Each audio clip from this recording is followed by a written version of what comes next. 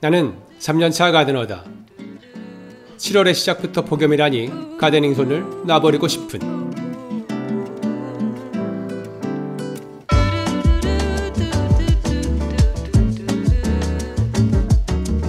역대 가장 짧은 장마, 비가 오긴 왔었나요? 등등 올해의 장마는 길고도 엄청날 거야 라는 예상을 싹 뒤집고 6월 말 7월 초 장마가 보란듯이 끝.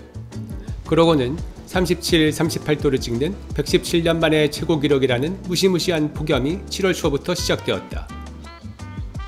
비도 안 와, 폭염의 햇빛은 쨍쨍. 마당의 꽃들은 픽픽 쓰러지고 웬만하면 마당 식물에 물을 안 준다는 정원지기들도 부랴부랴 물시중을 드는 요즘. 아, 가드닝은 사치인 것인가? 이제는 손을 놔야 하나? 천번하고 한 번 더 고민 중. 이런 와중에 여름꽃들이 하나둘 여기에 꽃이 있다고요 라고 마당에 피어나고 있으니 고민은 잠시 뒤로 하고 일단 꽃 감상을 좀 해보도록 하자. 먼저 여름꽃의 대명사 에키네시아. 다른 분들의 인스타 사진을 보니 다들 에키네시아 꽃이 풍성풍성 하시던데 만안의 에키네시아는 왜 겨우 두세 송이, 많아야 대여섯 송이. 빈약해 보이는지 아마도 그건 사랑이었을 거야.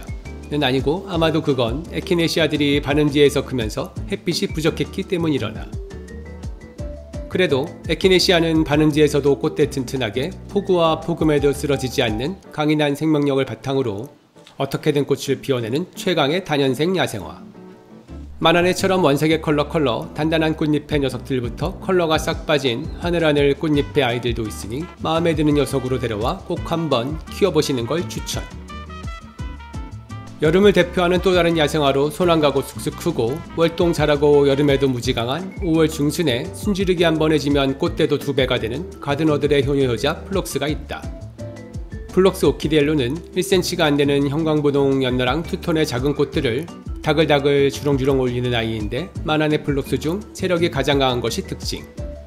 플럭스 블루 파라다이스는 선선한 아침에는 신비한 파란색이었다가 낮에는 보라분홍, 꽃의 컬러가 쓱 변하는 아이. 그런데 올해는 날씨가 요상해서 그런지 파란색은 전혀 보이지 않고 하루종일 촌스러운 보라분홍. 여기에다 꽃송이를 큼지막하고 탐스럽게 올리니 너무 복고풍 씬스틸러네. 플럭스 아이스크림은 베스킨라빈스의 체리즈빌레가 떠오르는 딱 그런 느낌으로 호불호가 없는 깨끗하고 귀여운 아이니 한 주 들이시면 후회는 없을 아이.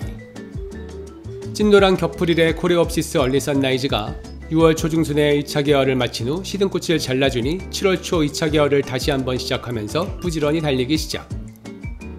반면 코레옵시스 리틀백 레드는 이제야 늦지막이 첫 개화를 시작했다.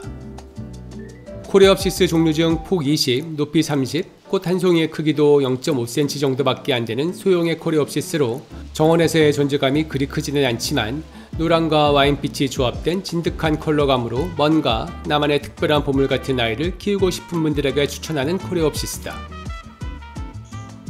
서양 토플이 만개한으로 꽤 지난 지금 귀여움과 사랑스러움을 가득 품고서 토플 러브퍼레이드가 다글다글 개화를 시작했다. 만안의 마당에서 2년차가 넘은 이 녀석은 올해 유달리 세력을 키우더니 단단하고 굵고 키가 큰 줄기를 20개는 넘게 올리기 시작. 제대로 꽃풍년을 보여줄 기세다. 토플의 꽃말은 집안의 풍요라고 하니 다들 토플 쑥쑥 키우셔서 풍요로운 집안 살림 이루어 보시길. 하얀색의 별같은 꽃이 너무 작아 보이지도 않는, 그리고 오래간에도 만개했는데 이 친구는 꽃을 보기 위해 키운다기보다는 잎의 향이 너무너무 좋으니 한 번씩 잎을 수확해 깨끗하게 잘 말린 후 싹싹 깔아서 서양 요리에 활용하면 아주 굿이다. 작년 여름에 녹아서 무지개 다리를 건너간 줄 알았던 캄파놀라가 올해 봄에 새순을 올리더니 기특하게 꽃까지 피웠다. 그런데 이 친구 한꺼번에 쫙 피면 좋겠지만 시간을 두고 한 송이 두 송이씩 띄엄띄엄 먼저 핀 꽃이 누렇게 시들어버리는데 또 시든 꽃이 떨어지지도 않아. 꽃이 피었는데도 지저분해 보여. 그래서 사진빨이 안 받는 그런 친구로 일단 올해 꽃 구경은 해봤으니 내년엔 다시 상태를 보고 추후 마음의 결정을 하기로. 작년과 비교해 반타작 정도였던 엔들레스 썸머 수국. 하지만 장마가 아주 짧았던 덕분에 7월 중순까지 꽃을 오래도록 볼 수 있었다. 여전히 싱싱한 꽃도 이제 막 꽃봉이 올라오는 가지도 있지만 지금은 우리가 헤어져야 할 시간, 다음에 또 만나요. 그렇다. 내년에 또 만나기 위해 이제는 꽃을 자르고 가지를 정리하고 새로 돋아난 가지에서 꽃눈을 서서히 키워야 한다. 더 늦으면 꽃눈이 만들어지기 전 겨울이 되어 내년에 꽃을 많이 볼 수 없게 되는데, 엔들레스 썸머 같은 마크로필라 계열 수국은 비록 당년지에서도 꽃이 피는 수국이긴 하지만 전년지에서 만들어진 꽃눈이 겨울 동안 얼지 않고 월동을 잘 마치면 다음에 훨씬 더 많은 꽃을 볼 수 있게 된다. 그러니 수국꽃이 시들고 나면 꽃을 자르는 김에 수용도 정리할 겸 햇빛을 못 받아 약하게 자란 안쪽에 시들시들 얇은 가지도 정리할 겸 오래되어 활력이 떨어진 묵은 가지도 정리할 겸 가지치기를 해주면 좋다. 만화는 엔들레스 썸머가 너무 커버린 덕분에 코딱지 정원이 터져나갈 것 같아 올해는 아주 짧게 팍팍 쳐버린 후 좀 작은 크기로 키워볼 계획이다. 그리고 빠질 수 없는 비료주기.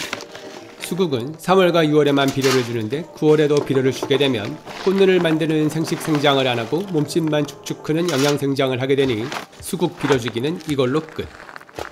큰 꽃을 피우느라 고생했으니 내년에도 다시 한번 큰 꽃을 피울 수 있게 여름 가을 열심히 성장해 꽃눈을 만들라고 보약을 먹이는 기분이다. 엔들레스 썸머에게 비료를 주는 김에 옆에 함께 있는 목수국에게도 비료를 한 사발 챙겨주면 누이 좋고 매부 좋고. 잉글리시 라벤더 꽃을 수확했다. 라벤더의 시원하면서도 풍요로운 향기를 맡으면 더위에 축 처져버린 몸과 마음에 상쾌한 오감의 샤워를 하는 느낌이다. 이렇게 수확한 라벤더를 꽃병에서 서서히 말리면 생동감 넘치는 초여름 정원의 활력을 가을과 겨울 동안 집안 구석구석에서 맡고 느낄 수 있다. 가을이 되면 옮길까? 아니야, 지금 장마 기간에 옮겨야지. 가을이 되면 옮길까? 아니야, 지금 장마에. 고민 또 고민하다 에라 모르겠다. 좋아, 빠르게 가는 거야. 그래서 화단 중간 부분 벨렌슈필 장미도 크고 플라밍고 셀릭스도 크고 또 다른 야생화들도 커버려 생긴 그늘을 예상하지 못하고 힘겹게 살고 있는 하늘바라기, 긴산꼬리풀, 히솝, 뱀무, 베로니카 로얄블루 등등을 대거 자리 이동을 했다. 여름의 꽃들을 넘겼다가 시들시들해지는 경우가 많아 불안했지만 다행히 지금까지 별 이상 없이 자리를 잡아가는 모양새. 부디 4년차가 되는 내년엔 이 작은 코딱지 정원에서 이동수 없이 이제야말로 제대로 자리를 잡아 마당도 안정이 되고 꽃도 풍성해지는 그런 날이 올까 하지만 뽑고 심고 옮기고도 사실 가드닝의 재미랄까? 짐승 같은 장미 벨렌슈필을 전정해 대략 다시 수영을 만들고 나니 마당이 훨씬 깔끔해졌다. 역시 만화네같이 작은 마당엔 작고 아담한 아이들이 제격. 욕심내지 말고 작게 귀염 뽀짝으로 라고 생각하면서 여름의 마당일 끝. 이젠 장마가 아니라 길고 긴 극한의 더위와 습기가 기다리고 있다. 동남아가 다 된 것 같은 날씨. 그래서 동남아에서 잘 되는 꽃을 알아보려다 우리나라는 또 혹한의 겨울이 있네. 그럼 뭘 어쩌라고. 이런 생각이 드는 요즘. 꽃을 키워보겠다고 큰 마음 작은 마음 먹었던 많은 분들이 떠나가는 요즘. 그래요. 7월과 8월 꽃들은 죽어나가고 정원은 망가지고 가드닝 채널은 보고 싶지도 않고 그래서 만화는 조회수도 안 나오고 구독자도 안 오르고 그래도 정원엔 여름의 꽃이 피어있죠. 우리들의 마음에도 꽃은 피어있고요.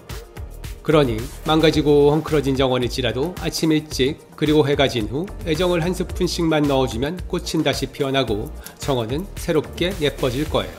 그렇게 다시 시작하는 거죠. 그럼 만화의 가드닝 일기 오늘은 이만. 일기를 계속 쓸 수 있도록 여러분들의 구독과 좋아요 빌어 듬뿍. 다음 일기에서 또 만나요. 모두 안녕.